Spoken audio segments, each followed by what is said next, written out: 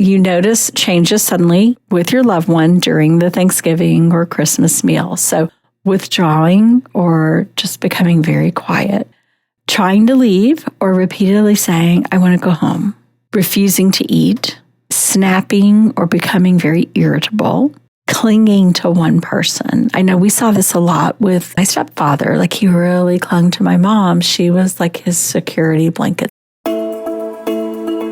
Welcome to Aging in Style with Lori Williams, the podcast all about finding the silver lining no matter what life throws your way.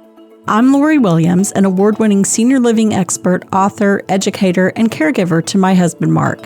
Join me as I share insights, tips, and personal stories to help you navigate the world of senior housing, discover ways to pay for care, advocate for your loved ones, and most importantly, learn how to thrive, not just survive, as you age. Hi, welcome back to Aging in Style. I'm Lori Williams, your host, and today we are talking about holiday meals and dementia and how to make our family gatherings a little easier. This time of year, emotions run high. There's a little stress in preparing the holiday meal. I think we all kind of get caught up in, making the perfect meal, setting the perfect table, making sure everyone's on their best behavior. And, there's just inherently, there is just that stress around the holidays. Even though there are so many wonderful things and we love the holidays, it's stressful. And while we're over here, trying to do everything perfect and build these beautiful memories, we're, basically striving for that Norman Rockwell moment we all have in our heads. Or maybe some of you younger ones don't, but if you're my age, that's kind of like the standard Norman Rockwell. That's kind of what I think of. There's family dynamics that come into play, and there's family dynamics that come into play whether someone in your family has dementia or not. I mean, let's just be real. There's always going to be an issue with the sibling, maybe who still harbors some resentments. Maybe you were 8 and you stole their baseball bat or their favorite doll. Or in my case, my cousin and I laugh about this now, but I think I was like 8 or 9 and he claimed I broke his tent. I did not break his tent, but he wanted me to pay $28, which sounded like $1 million to me at my age, to replace his tent. So I did not, and I had to get very sassy with him. So it's still like, it's a funny memory now, but at the time I was really, really mad at him.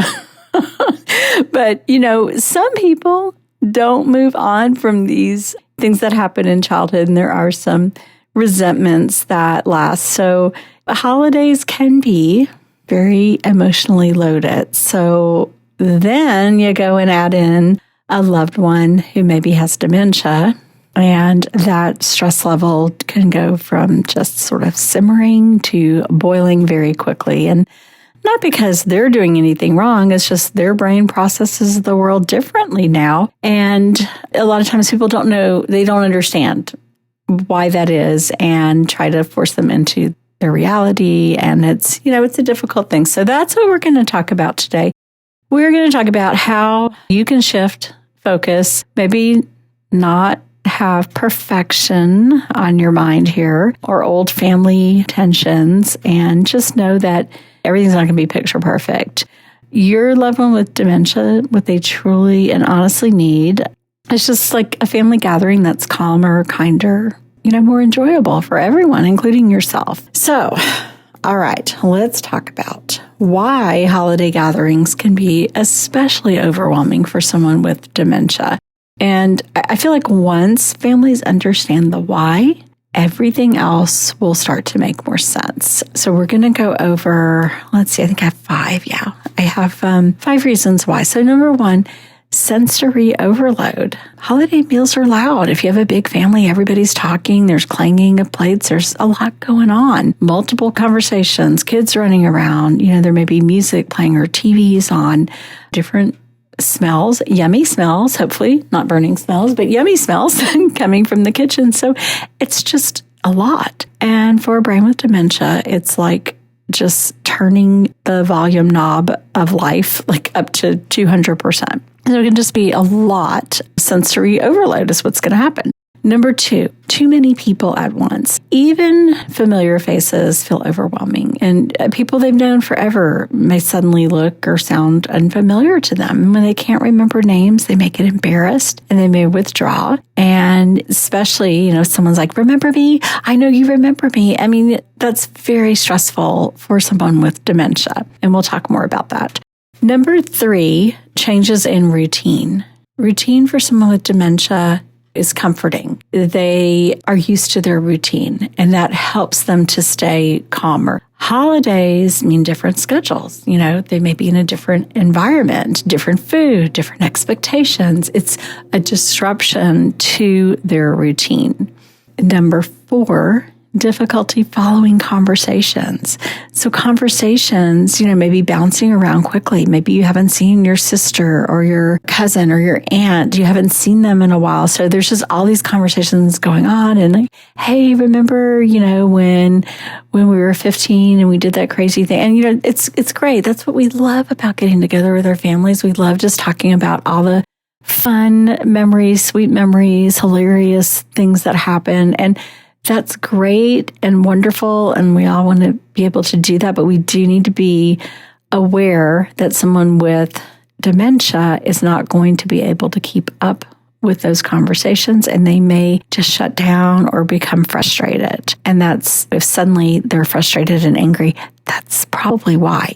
And number 5, a pressure to just act normal. And no one intends to do this, but it kind of happens. Like, you're like, Dad, tell us a story about blah, blah, blah. And he has dementia. Maybe he doesn't remember. Maybe he remembered last year, but he doesn't this year. And you're just kind of putting him on the spot. Or, Mom, you remember this, don't you? Don't you remember this? Or trying to bring them into your reality, which may not be the reality they are able to be in any longer. And so inside your loved one with dementia, inside their head, they're panicking because they can't recall it. And the pressure just increases their anxiety.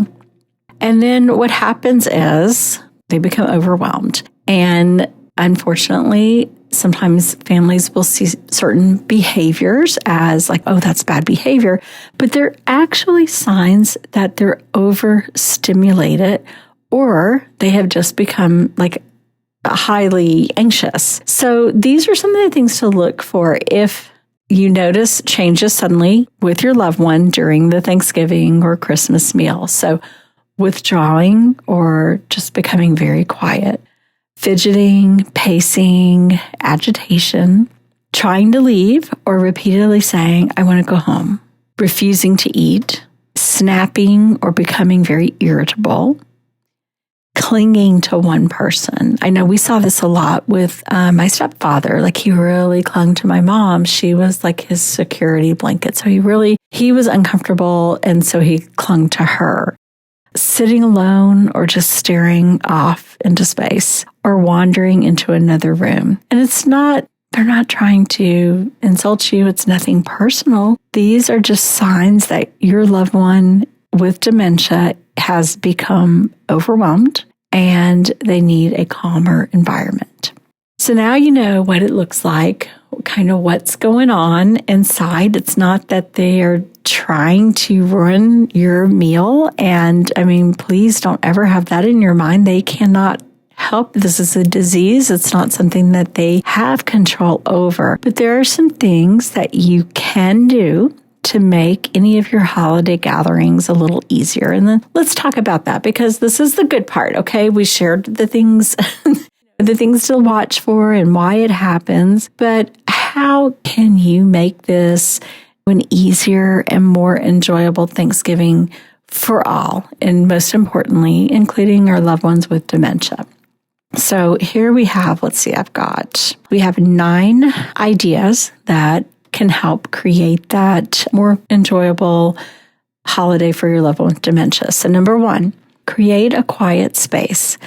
Make sure you have a spare bedroom, a den, anywhere that's just sort of like a soft, calm, quiet environment where they can just slip away. You can take them in there if you're noticing that they seem very anxious or kind of staring off and isolating. Take them there to decompress anytime they need it. That way, they're away from all the sounds and the chaos, and they can go in there and just kind of breathe and calm down. 2, keep the crowd small, or you could stagger arrival of people, just do different, maybe like a buffet type of come and go sort of dinner, whatever works for your family.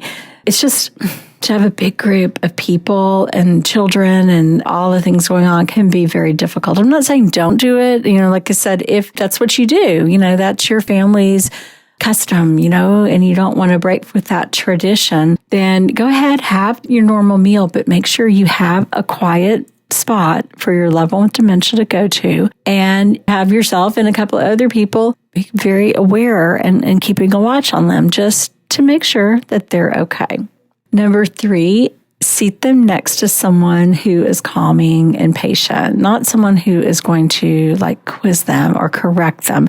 It makes me so sad when, someone has dementia and a family member will ask a question. Maybe they say something that makes no sense, and we'll say to them, "Oh, that's wrong. You have that wrong. Why are you saying that?" It's just, oh my goodness. It's like, read the room, because the person has dementia. They can't answer the question. So why shame them and make them feel worse? Number 4, simplify the meal for them.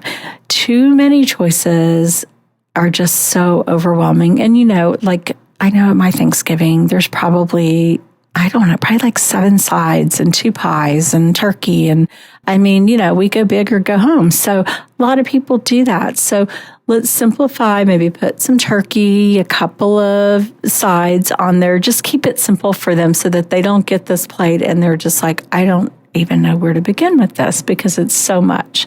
Reduce background noise. Turn off the TV, lower the music. Conversation is going to be enough stimulation, especially if you're a family that everyone's talking at the same time. And no judgment here, but there are some families who do that everyone is talking and talking louder than the other one. And it's a lot, even if you don't have sensitivities.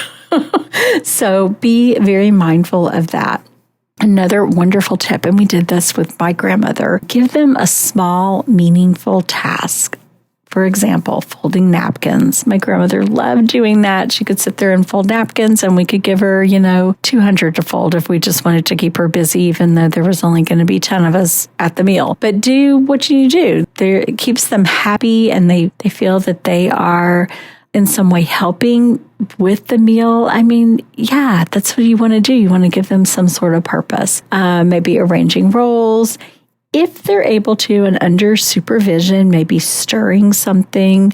Just like I said, there's nothing better than, giving someone purpose. And purpose just equals dignity. And that's what we're always trying to preserve here, is the dignity of someone with dementia. I've said this one before, but avoid memory quizzing. So instead of, you remember this, try, let me tell you about this memory. It's one of my favorites. Much kinder, nicer way to say it instead of, you remember this, because then they're sitting there thinking, I don't know what I'm supposed to remember. And imagine if that's you, that would be very scary. That would definitely cause anxiety. Shorter visits are perfectly fine. So 2 peaceful hours are better than spending an entire exhausting day. So maybe mom or dad lives in memory care. So maybe you bring them for dinner with the family, and then you bring them back, and then you can continue on with your meal.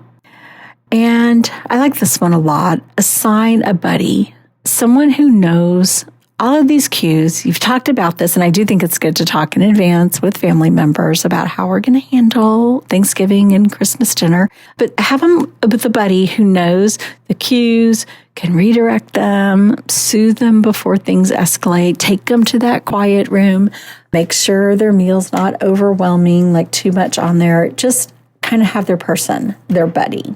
So what to say to that family member who just does not understand?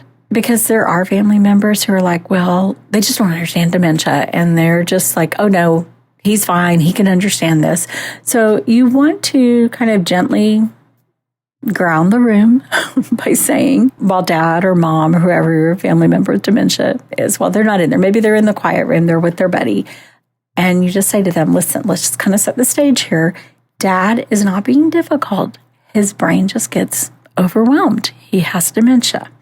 Or we're keeping things simple today because it helps mom feel calmer. So if we can maybe keep conversations a little quieter, keep the TV off, do these kind of things just to keep more of a calm environment. Just try to get everybody on the same page. And let's not quiz memories today. Let's not ask all these questions that they maybe or probably cannot answer. Let's just enjoy being together.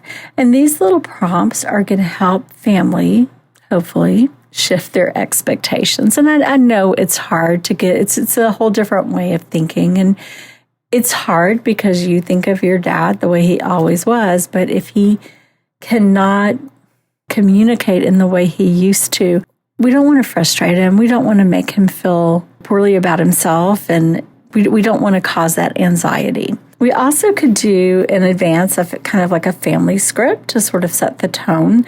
So something you could say before everyone arrives, maybe have conversations beforehand or even at the dinner table, but I wouldn't do it with mom or dad there. I would have them with their buddy folding napkins or in a quiet space. But some other things you could say might be, y'all, okay, listen, today is just about our family connection, but not perfection. So, maybe things won't be perfect. It's not the way we always did it. Maybe we're eating on paper plates today because that's easier, whatever it may be. If mom needs a break, let her take it. If dad wants to sit quietly and not get into conversation, that's okay. Everything's okay. And we're going to meet them where they are now. Okay, not where they used to be. And I think that is such a critical statement right there. Get everyone on the same page. Our holidays can just be so beautiful and meaningful, even if they look a little different now. And when we lower the pressure on ourselves, on our family, on everyone else, and just sort of simplify the environment and just stay focused in the present moment instead of just the past. And I get it. When we think Thanksgiving and Christmas, we're thinking our past traditions, and we can still do those traditions, but let's just enjoy our loved one with dementia and make it more about them and making sure that they have a really good experience. Because if they have a good experience, we're all going to have a good experience, right? I hope that makes sense. So if you need help navigating dementia, senior living, or figuring out what's next for an aging loved one, please do reach out. We have a lot of episodes on this podcast dealing with dementia. You can always go to Alzheimer's Association, which the website is alz.org. They have tons of information. They also have tips on there about holiday dinners and holiday traditions and just understanding more what dementia is all about. There's so many great resources out there. Again, my team and I are always here to provide guidance, resources, and, just lots of compassion. We've all been there. We've all had a loved one with dementia, so we do understand. So, as always, thank you for listening to Aging in Style. And please, I ask you every week, but please share this with your friends, family, neighbors. I just think it's good information that everyone needs to know about if they have a loved one with dementia, and it'll just make this holiday season easier for everyone. Thanks for listening. We'll talk to you next week.